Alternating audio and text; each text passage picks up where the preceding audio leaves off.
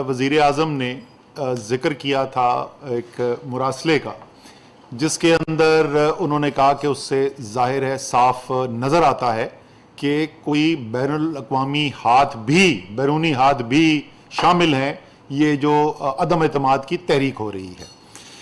और उसके बाद लोगों ने बड़े सवालात पूछे कि जी नहीं है, नहीं वो है तो दिखाएं। तो ये ख़ास तौर पे कुछ बातें उसी सिलसिले में मैं आज आपके सामने रखूँगा और ज़रा मैं आपको समझाऊँगा कि उसके अंदर क्या है, उस मरासले के अंदर उसका कौन से किरदार हैं बाहर बैठे हुए जो इसके अंदर शामिल हैं। लेकिन सबसे पहले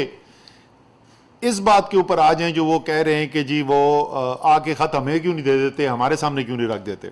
देखिए, ये जो है कौमी राज जो होते हैं वो बहुत ही सेंसिटिव नेचर के होते हैं और इसलिए बड़े वाज़े कवानीन भी इसके लिए लिखे गए हैं कि कौन किसके साथ ये शेयर किए जा सकते हैं, किसके साथ नहीं किए जा सकते। लेकिन वज़ीर आज़म ने आज ये ज़रूर मुझे कहा है कि क्योंकि ज़ाहिर है वो हकीकत है और मैं ख़ुद उसको देख चुका हूँ, मैं ख़ुद उसकी गवाही दे सकता हूँ कि वो हकीकत है। अगर किसी को कोई शक है तो उनके जहन में एक ये भी ख्याल आया है कि हम ये तैयार हैं, यानी वज़ीर आज़म तैयार हैं कि अगर चाहें तो वो सोच रहे थे कि किसके साथ हम ये शेयर करें, किसको दिखाया जाए तो जिसके ऊपर कौम को एतबार होगा। तो एक जहन में उनको ये आया कि अगर हम ये सुप्रीम कोर्ट के चीफ जस्टिस को ये दिखा दें,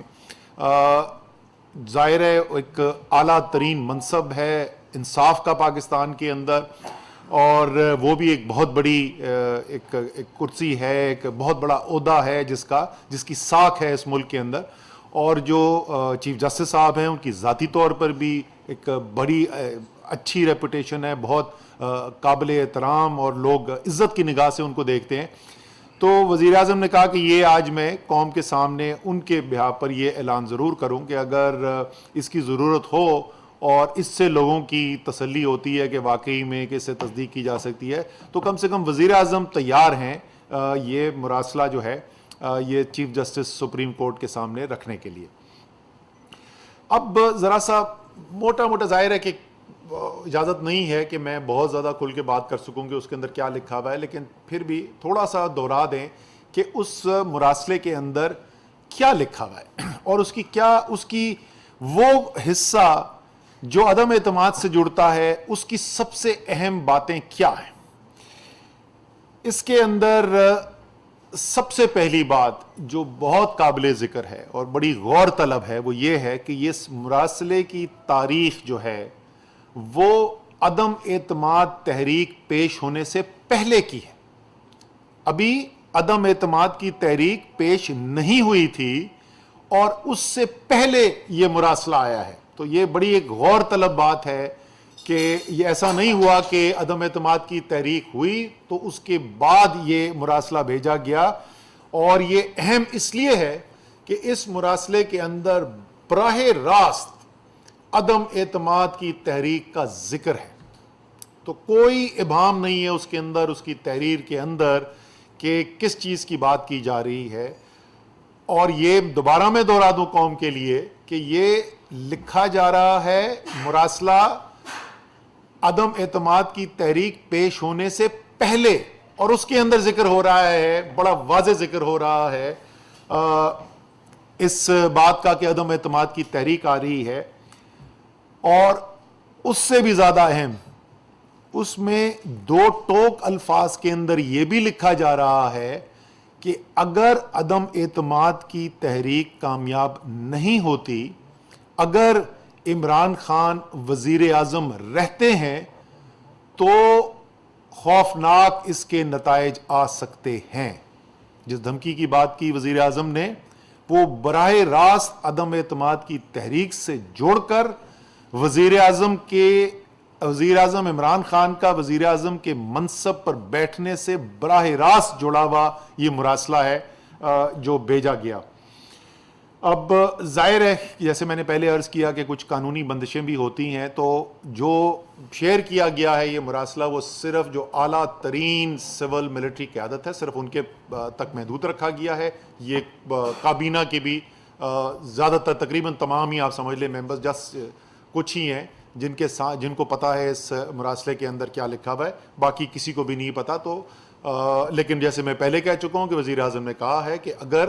لوگوں کی اس سے تسلی ہو سکتی ہے اور لوگوں کو اس بات پر یقین آ سکتا ہے کہ وہ مراسلہ رکھ دیا جائے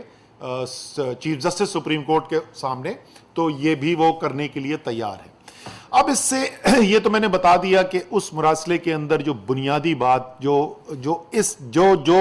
بات کی جا رہی ہے،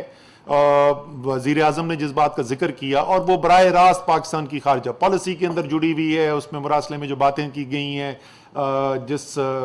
جن چیزوں کا اظہار کیا گیا ہے، وہ اس میں براہ راست پاکستان کی خارجہ پالیسی کا ذکر ہو رہا ہے.